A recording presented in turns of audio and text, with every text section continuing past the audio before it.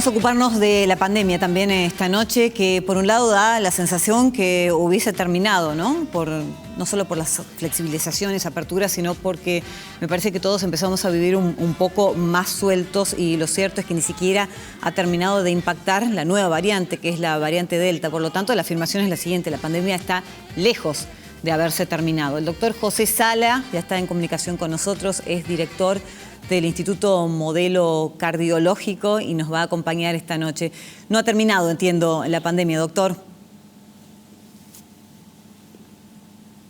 No, buenas noches, mucho gusto. Es más, las últimas noticias que vienen de Israel, que es uno de los países que mejor deberes ha hecho, está hablando de que se están preparando los hospitales para una tercera ola importante, sobre todo para el mes de septiembre, y que no va a ser pequeña. O sea que quiere decir, y como saben decir los nietos, el bichito va a quedarse por mucho tiempo, no sabemos cuánto, pero me parece que lo que sí, yo lo dije ya el año pasado, tenemos que saber convivir con él, lo cual significa que tenemos que cuidarnos y que tenemos que ser muy prudentes y no creer que ya está.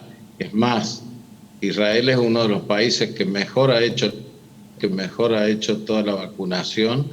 Tiene, sí, como de los 9 millones, tiene 1 millón que no se ha querido vacunar.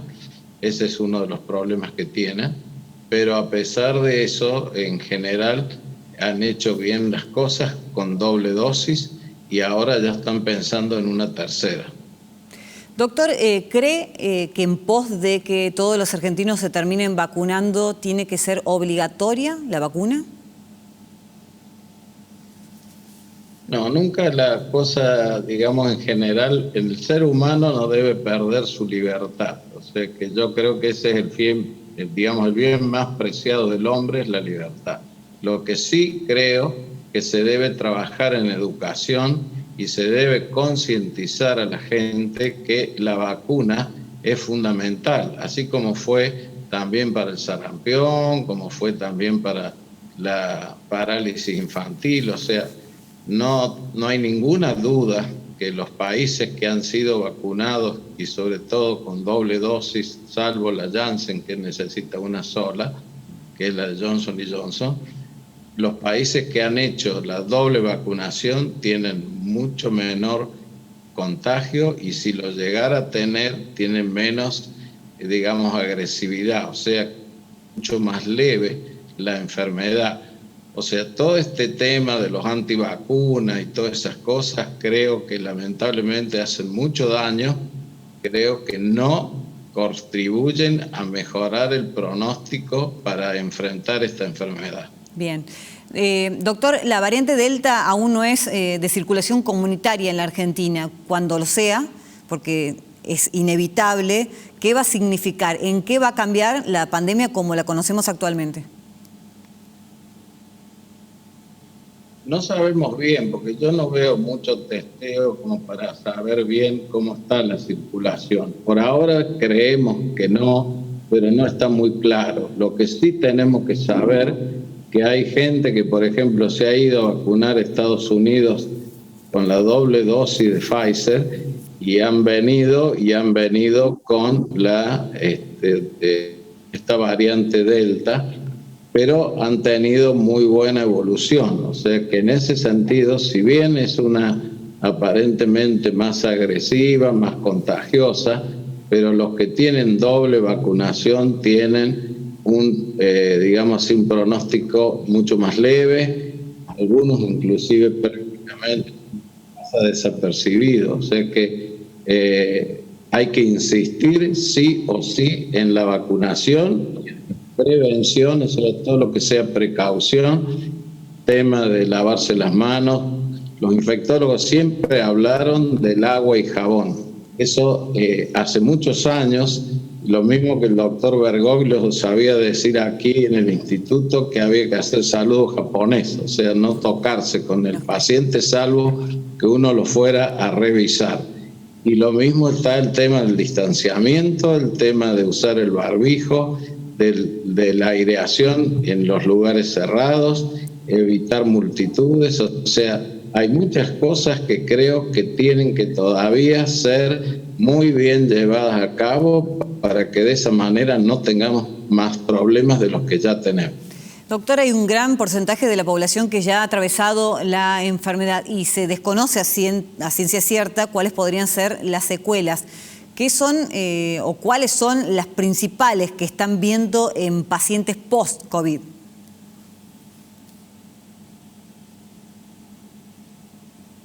Nosotros los post-COVID lo que vemos es, se habla mucho de la sarcopenia, que es un poco la parte muscular, o sea, el decaimiento, la pérdida de fuerzas. No vemos tanto la parte cardiovascular, o sea, porque se habla mucho de la miocarditis. En Alemania salieron algunos trabajos de miocarditis, pero eso no lo hemos visto solamente en un 2% y de forma muy leve. Tan es así que los últimos trabajos no hablan de miocarditis, sino de miocarditis leve. Sí hemos visto que algunos aumentan la frecuencia cardíaca. No hay que olvidarse que el solo hecho también de estar en reposo, eso hace que no tenga, digamos así, la capacidad física anterior. Hay un estudio hecho hace muchos años por los suecos sobre atletas olímpicos que más o menos 20 días y los midieron antes y después y habían perdido cerca del 50% de su capacidad física. O sea que no nos olvidemos del tema de lo que es de por sí el reposo, pero a la vez también hay múltiples factores que contribuyen para que los pacientes tengan su lentitud en la recuperación, aparte también de los problemas de tipo cognitivo que algunos tienen, ya sea por el hecho mismo de nosotros hemos tenido una cuarentena larga, quizás la más larga que haya habido en el mundo, y a la vez el tema de que no es fácil que la gente se acostumbre a estar prácticamente encerrado o con esa misma pérdida de libertad que siempre el ser humano valora. Pero eso no quiere decir que uno puede hacer un libertinaje, o sea que aquí hay que tener mucho cuidado cómo la gente debe ser prudente en todo lo que sea la parte, digamos, de cuidados personales.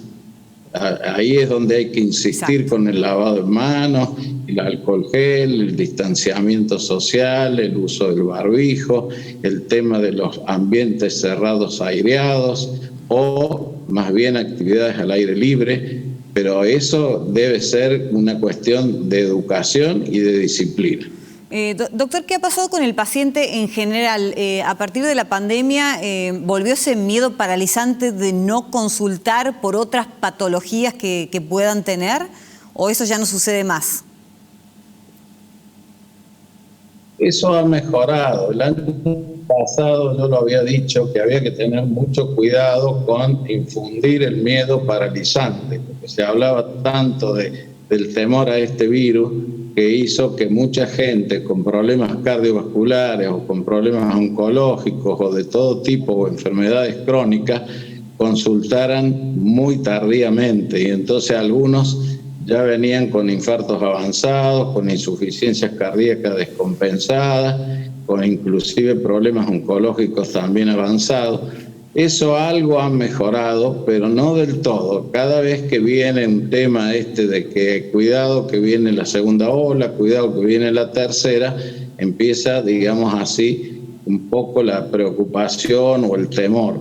Yo creo que una cosa es tener un temor correcto y otra cosa un temor paralizante o digamos así, un pánico. Eso no, porque no contribuye, porque no es solamente la parte de un virus, sino que es todo el organismo el que tiene también otro tipo de problemas, la hipertensión arterial, la obesidad, la diabetes, los problemas cardiovasculares previos, los problemas oncológicos, los problemas de insuficiencia cardíaca. O sea, el organismo es uno solo, no es solamente un problema de este virus, es todo lo demás que también acompaña. Y no hablemos si el paciente tiene comorbilidades que lógicamente deben ser atendidas. Por eso es muy importante que los controles periódicos se sigan haciendo. Exacto. Por supuesto, las instituciones médicas han tomado recaudos y tienen bien dividido o bien separado las circulaciones